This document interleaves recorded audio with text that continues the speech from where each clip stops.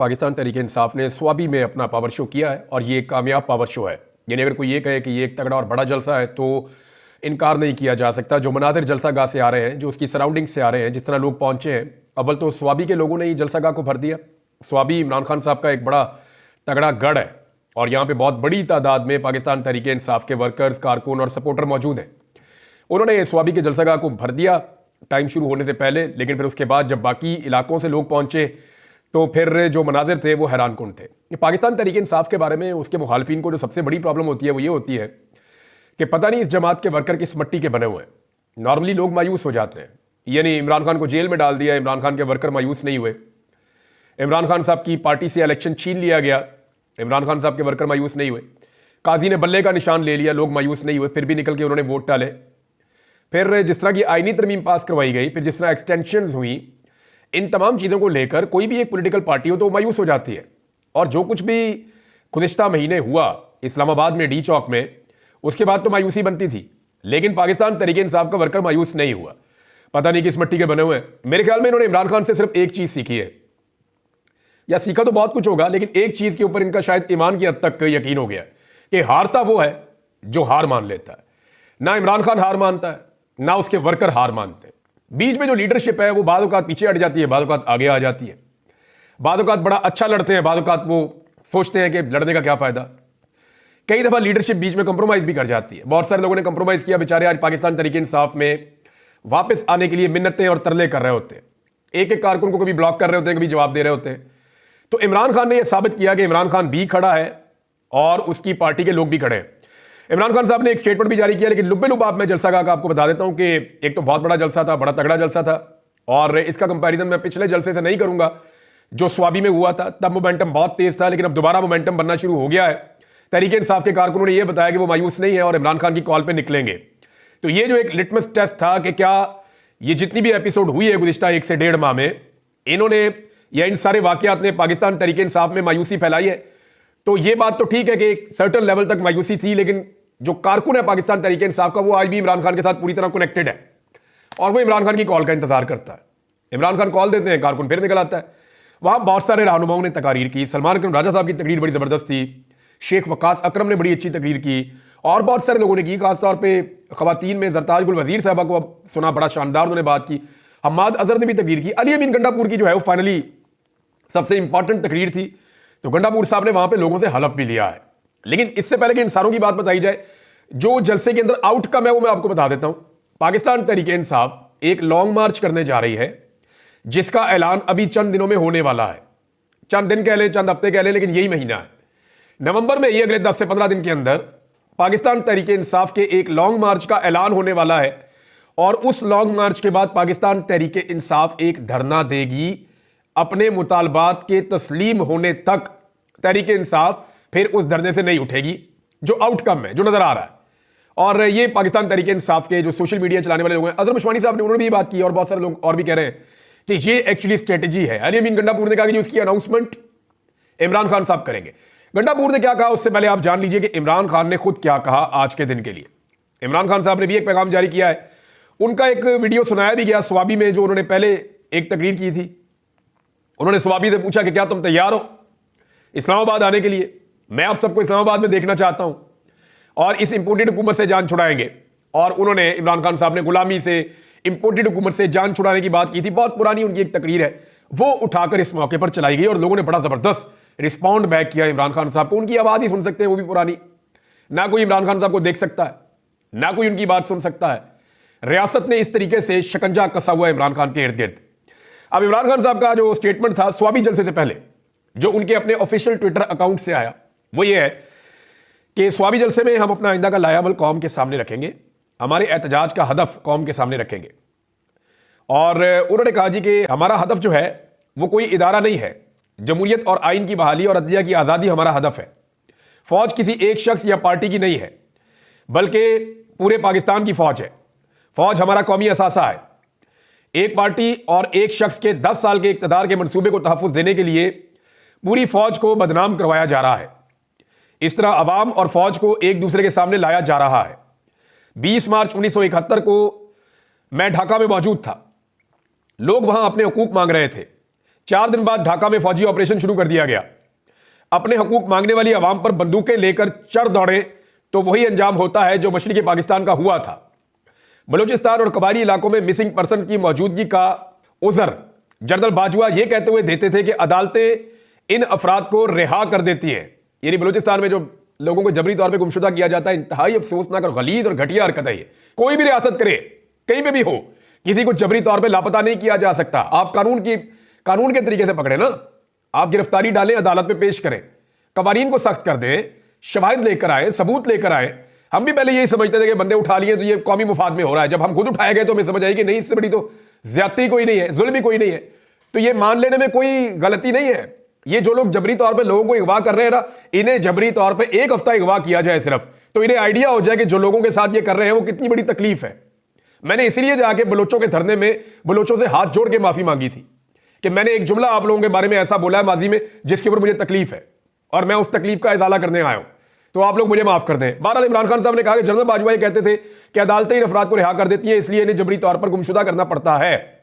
वजीर आला बलूचिस्तान ने भी एक मरतबा इस बात की निशानदही की कि इस तरह के इकदाम से फौज के खिलाफ नफरत जन्म लेती है। अब जो जबर और फस्तायत तहरीक इंसाफ के सपोर्टर्स और रहनुमाओं के खिलाफ बर्पा की जा रही है, इससे भी पूरे इदारे के खिलाफ नफरत हर रोज बढ़ रही है। एजेंसियों ने तहरीक इंसाफ के रहनुमाओं शहबाज गिल, आदम सवाती, ख्वाजा शराज और इंतजार पंजूथा को अगवा करके जो सलूक इनके साथ किया है, इसको पूरे पाकिस्तान ने देखा है। अपनी वकला बरादरी से मेरा यह सवाल है कि आपने मुशर्रफ के दौर में उसके जुल्म के खिलाफ मुल्क भर में वकला तहरीक चलाई थी। आज मुशर्रफ के दौर से यह दौर ज्यादा बदतरीन है। तहरीक इंसाफ के मेंबरान असम्बली को अगवा करके इनके खानदान के अफराद को डराया धमकाया जा रहा है। जिस तरह इनके घरों में घुसकर तोड़ फोड़ और जुल्म किया जा रहा है और हरासा किया जा रहा है, जिस तरह अदलिया की आजादी पर हमला हो रहा है, तो ऐसे में आपका क्या किरदार है? आप सबको बाहर निकलकर इस जुल्म के खिलाफ एहतजाजी तहरीक चलानी चाहिए। मेरा अपनी पार्टी के तमाम अरकान असम्बली, टिकट होल्डर्स और ओहदेदारान को यह खास पैगाम है कि आप सब ने इस एहतजाजी तहरीक में भरपूर शिरकत करनी है और जो इस तहरीक में शिरकत नहीं करेगा उसको अगले इलेक्शन में पार्टी का टिकट नहीं मिलेगा। आप सबको इन आईनी तरामीम और मुल्क में जारी जुल्म और फस्दायत के खिलाफ खड़ा होना पड़ेगा। उम्मीद है कि सदर ट्रंप के आने से चीजें गैर जानिबदारी की तरफ जाएंगी। मैं अपनी रिहाई का मुतालबा करूंगा, ना कोई डील करूंगा। पहले भी किसी आमिर या आलमी अदालत के कंधों पर सवार होकर मैं नहीं आया था। 2018 में भी अवाम ने मुझे वोट दिया और 2024 में भी बदतरीन बंदिशों और जेल में होने के बावजूद अवाम ने 2/3 अक्सरियत दी। अब भी पाकिस्तान के हालात की बेहतरी के लिए बैरूनी ताकतों पर इन्हिसार के बजाय कौम को खुद कोशिश करना होगी। जनरल बाजवा ने जिस तरह हुसैन हक्कानी के जरिए मेरे खिलाफ लॉबिंग करवाई और बाइडन एडमिनिस्ट्रेशन के कान भरे, और जिस तरह पाकिस्तान में इंसानी हुकूक की खिलाफ वर्जियों पर बाइडन इंतजामिया खामोश थी, उम्मीद है कि अब वैसा नहीं होगा। सदर ट्रंप के साथ अच्छे ताल्लुकात रहे। सदर ट्रंप ने बतौर वजीर आजम मेरे व्हाइट हाउस के दौरे पर बहुत इज्जत की थी। कोरोना के दौरान उन्होंने बरवक्त टेस्टिंग मशीन पाकिस्तान भिजवाई थी। मेरे कहने पर उन्होंने कश्मीर का जिक्र किया जो इससे पहले कभी किसी अमरीकी सदर ने नहीं किया था। साबिक वज़ीर आज़म इमरान खान की अडियाला जेल में वकला और सहाफ़ियों से गुफ्तगू, और ये उनके जो ऑफिशियल ट्विटर अकाउंट है वहां से इसको शेयर किया गया है। अब आ रहे अली अमीन गंडापुर ने अनाउंस क्या किया, वो जरा इंपॉर्टेंट है। अली अमीन गंडापुर ने कहा कि इमरान खान का पैगाम दे रहा हूं कि नवंबर के महीने में इमरान खान कॉल देने वाले हैं। वो कॉल ये होगी कि इस बार जब हम घरों से निकलेंगे तो अपने घर वालों को बताकर निकलेंगे कि अगर हमारी मैयत ना आए तो हमारे जनाजे पढ़ देना। ये अली अमीन गंडापुर ने कहा। उन्होंने कहा कि मैं हमेशा अपने कारकुनों की तरफ देखता हूं क्योंकि आप इमरान खान और हकीकी आज़ादी की ताकत है। पाकिस्तान को आज़ाद करवाने के लिए हमारे आबाओ अजदाद ने कुर्बानियां दी। उन्होंने कहा कि आज़ादी कुर्बानी के बगैर नहीं मिलती। अब हमें इमरान खान की सरबराही में हकीकी आज़ादी के लिए निकलना है। उन्होंने कहा कि हमें ऐद करना होगा कि इमरान खान के दिए गए हर हुक्म पर अपना तन मन धन कुर्बान करने से दरेग नहीं करेंगे। हुकूमत को ललकारते हुए उन्होंने कहा कि आपकी जानिब से हमारे कारकुनों के साथ जो सलूक किया जा रहा है इसका हम हिसाब लेंगे। अब कौम के पास एक ही ऑप्शन है कि वो इज्जत नीलाम करवाए या हकीकी आज़ादी के लिए बाहर निकले। कारकुनान फाइनल मार्के की तैयारी शुरू कर दे। जब भी कॉल मिले तो बोरिया बिस्तरा समेत एक सफेद चादर सर पर लपेट लेनी है और फिर इस्लामाबाद के लिए निकलना है। कारकुनों से हाथ उठाकर अली अमीन गंडापुर ने हलफ लिया कि वो इमरान खान के हर हुक्म पर अमल करेंगे और उनको रहा करवाने तक वापस नहीं जाएंगे। ये जनाब क्लैरिटी आ गई है। इसमें बैरिस्टर गौर साहब ने भी तकरीर की जलसे में, और एक बड़ी ज़बरदस्त तकरीर जो है वो बाकी सारे लोगों ने भी की है, और एक ज़बरदस्त प्रोग्राम था, एक बड़ा प्रोग्राम था। तहरीक इंसाफ का लाएमल बड़ा क्लियर है कि इसी महीने में ऐसा लगता है कि वो हुकूमत को वक्त दे रहे हैं क्योंकि इंटरनेशनली इस हुकूमत के ऊपर बहुत दबाव आ गया। अब हुकूमत के पास दो ऑप्शन हैं। एक ऑप्शन ये है, क्योंकि इंटरनेशनली दबाव इतना ज्यादा आ गया है, हुकूमत ने जिस जिस से पैसा लिया है, हुकूमत ने जिस जिस से इमदाद ली है, एक तो कर्ज होता है ना, एक इमदाद भी होती है, तो जहां जहां हुकूमत ने इमदाद ली, जहां जहां पैसा लिया, वहां हुकूमत ने बहुत सारे एग्रीमेंट साइन किए हुए हैं और हुकूमत ने इंसानी हुकूक के हवाले से बहुत सारे वादे कर रखे हैं पूरी दुनिया से। अब जब वो वफूद पाकिस्तान आने का टाइम हो गया है तो पाकिस्तान में इंसानी हुकूक की बदतरीन खिलाफ वर्जियां हो रही हैं, तो आलमी प्रेशर इस हुकूमत के ऊपर बहुत बढ़ रहा है। अमेरिका में एस्टेब्लिशमेंट के इलेक्शन हारने के बाद पाकिस्तानी एस्टेब्लिशमेंट पर भी दबाव है, हुकूमत पर भी दबाव है, फिर आप इनकी भागदौड़ भी देख रहे हैं। दूसरी जानिब इकॉनमी बहुत बुरी तरह तबाह हो गई है, इस्तेहकाम नहीं है पाकिस्तान में। इकॉनमी के हवाले से मैं आपको दो खबरें दे देता हूं। एक तो पाकिस्तान के जो वफाकी वजीर पानी और बिजली, उन्होंने बड़ा क्लियरली कहा कि 10 साल तक आपको इंतजार करना पड़ेगा, 10 साल तक पाकिस्तान में बिजली की कीमतें बढ़ती रहेंगी, ये कम नहीं होगी, ये तवातर के साथ बढ़ती रहेंगी। अब एक नया पैकेज दिया है हुकूमत ने कि जो लोग इजाफी बिजली इस्तेमाल करेंगे, क्योंकि देखिए बिजली पाकिस्तान ने कारखाने ज्यादा लगा लिए, अपनी जरूरत से ज्यादा बिजली हम बना रहे हैं, अब वो बिजली खरीद पाकिस्तानी रहे नहीं, सर्दियों के अंदर डिमांड बहुत कम हो जाती है, और जब डिमांड कम हो जाती है तो फिर भी आपको कैपेसिटी पेमेंट देनी पड़ती है उन लोगों को जो बिजली नहीं बना रहे। फर्ज करें आपके यहां पे 40,000 मेगावाट से ज्यादा के कारखाने लगे हुए हैं, आपकी जरूरत सर्दियों में रह जाती है 10,000 मेगावाट, तो जो ऊपर की 30,000 मेगावाट है उसके आपको देने पड़ते हैं कैपेसिटी पेमेंट, पैसे तो आपको 40,000 की देने हैं ना। तो हुकूमत ने एक नया शोशा छोड़ा है, एक नई सहूलत दी है कि अगर आप ज्यादा बिजली इस्तेमाल करेंगे इजाफी, तो वो आपको हम सस्ती कर देंगे, ताकि हुकूमत आवाम से कुछ ना कुछ पैसा तो निकाल ले। अब लोगों के पास, बेचारों के पास अयाशी के लिए पैसे हो तो वो अयाशी करे ना, कारोबार तो चल नहीं रहा, थोड़ा बहुत कुछ तबके को फायदा होगा, एक खास तबके को, लेकिन आम आदमी को इसमें भी कोई फायदा नहीं है। ये हुकूमत आवाम की जेब से पैसा निकालने का एक नया तरीका बना रही है, अदरवाइज बिजली महंगी ही होनी है, ये वफाकी वजीर खुद कह चुके हैं अपने मुंह से। और अभी जो स्टेटमेंट आया है ये बड़ा खौफनाक है, और ये स्टेटमेंट पाकिस्तान के वजीर खजाना ने दिया है। पाकिस्तान के वजीर खजाना कह रहे हैं कि अब कोई भी मुल्क डिपॉजिट के लिए और कर्ज रोल ओवर करने के लिए तैयार नहीं है। देखिए दो चीजें आपकी जरूरत है ना, एक तो दुनिया के ममालिक अपना पैसा पाकिस्तान के कौमी खजाने में रख दें, ताकि पाकिस्तान का जो कौमी खजाना है वो जरा भरा भरा लगे और कौमी खजाने में कुछ पैसे आ जाएं। हम पहले भी ये करते थे, कुछ थोड़े से पैसे चाइना से लेकर रख लिए, थोड़े से पैसे सऊदीया से लेकर रख लिए, कुछ पैसे जो है वो यूएई से लेकर रख लिए, कुछ प्राइवेट बैंकों से पैसा वैसा मांग के रख लिया। तो पाकिस्तान पहले ये करता था, लेकिन अब कैटेगोरिकली और क्लियरली इवन नाम लेकर वजीर खजाना ने कह दिया है कि कोई पाकिस्तान के कौमी खजाने में अपने पैसे डिपॉजिट करने के लिए तैयार नहीं है। ये रह गई है पाकिस्तान की क्रेडिबिलिटी। उसकी वजह यह है कि पाकिस्तान में सियासी इस्तेहकाम नहीं है, पाकिस्तानी पाकिस्तान को छोड़ के भाग रहे हैं, ब्रेन ड्रेन हो रहा है, टैलेंटेड लोग मुल्क से निकल रहे हैं, हुनरमंद मुल्क छोड़ के जा रहे हैं, और जितने सरमायाकार हैं उनकी दिलचस्पी है कि पाकिस्तान से बाहर जाके सरमायाकारी करें, चाहे उन्हें मुनाफा कम मिले, लेकिन वो पाकिस्तान में सरमायाकारी का रिस्क नहीं ले रहे। तो जब अपने लोग सरमायाकारी अपने मुल्क में नहीं कर रहे, ओवरसीज नहीं कर रहे, तो फिर बाहर वाले क्यों सरमायाकारी करेंगे? बड़ा सादा सा सवाल है, फिर कोई सरमायाकारी नहीं करेगा। दूसरा उन्होंने कहा जी कर्ज रोल ओवर करने के लिए भी कोई तैयार नहीं है।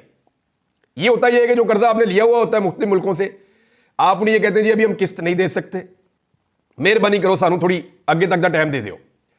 ये नहीं आपके हमने पैसे देने, फर्ज करें एक मुल्क का हमने $1 अरब देना है, हम उसे ये कहते हैं जनाब ये $1 अरब हमने देना था जनवरी में, तो आप हमें टाइम दे दें, हम ये आपको दे देते हैं जुलाई में, हमें 5-6 महीने और दे दें।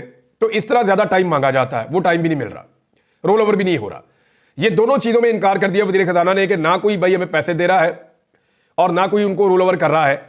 तो हालात यहां पे पहुंच गए हैं, और ये उन्होंने एक लिटरेचर फेस्टिवल है वहां पे खिताब करते हुए कहा, और कैटेगोरिकली सारी कहानी उन्होंने जो है वो बता दी।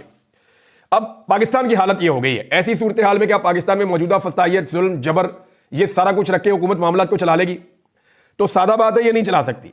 अब मिसाल के तौर पर मैं आपको बताता हूं कि कोयटा में एक इंतहाई अफसोसनाक वाकया हुआ, इंतहाई अफसोसनाक वाकया हुआ। कोयटा रेलवे स्टेशन के ऊपर बम धमाका हो जाता, 25 लोग वहां पे शहीद हो गए, 50 से ज्यादा वहां पे जख्मी हो गए।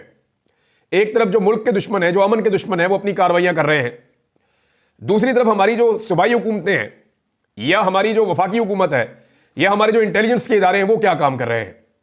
वो दिन रात एक ही काम कर रहे हैं कि पीटीआई का जलसा रोको। अब जलसा सवाबी में था और पूरा पंजाब, सिंध, बलूचिस्तान ये बंद किया हुआ था कि लोग निकल कर कहीं ये खैबर पख्तूनख्वा चले ना जाएं और जाकर जलसे में शामिल ना हो जाएं। ये पाकिस्तान की स्ट्रेटेजी चल रही है। जिन लोगों ने दहशतगर्दी को रोकना है वो लोग जल से रोक रहे हैं, और जल से रोकने में भी कामयाबी क्या मिल रही है, वो मनाजर पूरी दुनिया देख रही है कि आप लोगों पे गोलियां चला रहे हैं, शेलिंग कर रहे हैं, डंडे मार रहे हैं। फिर दुनिया आपके मुल्क में इन्वेस्ट क्यों करेगी? जिस मुल्क में अनारकी होती है, जिस मुल्क में रोला होता है, वहां लोग ना सयाहत के लिए जाते हैं, ना लोग वहां पे इन्वेस्टमेंट के लिए जाते हैं, बल्कि लोग वहां पे एडवाइजरी जारी करते हैं और आलमी सतह पे रैंकिंग होती है कि इस मुल्क में ट्रैवल क्यों नहीं करना चाहिए। और पाकिस्तान कहां खड़ा है ये सारी दुनिया को पता है। और ये अभी नहीं हुआ, ये 70 साल की कहानी है। हमने इस मुल्क के साथ खिलवाड़ ही किया है हमेशा, लेकिन जितना खेल हमने 70 साल खेला है ना, वो सारा हमने 2.5 साल में इकट्ठा खेल दिया, क्योंकि इमरान खान काबू नहीं आ रहा। ये बहुत मोटी पसली है जो इस मर्तबा इस निजाम के साथ लड़ी है, और ये हार नहीं मान रहा। इमरान खान ने यह साबित किया है कि इस मुल्क की सियासी तारीख का सबसे सख्त आदमी वो है जिसे कुचलना। वो एक दिन कहा था ना उसने, ख्वाजा साद रफीक ने, कि हम लोहे के चने हैं। तो एक्चुअली लोहे के चने कौन से होते हैं? जिनको चबाने से दांत टूट जाते हैं, वो लोहे के चने हमने देख भी लिए।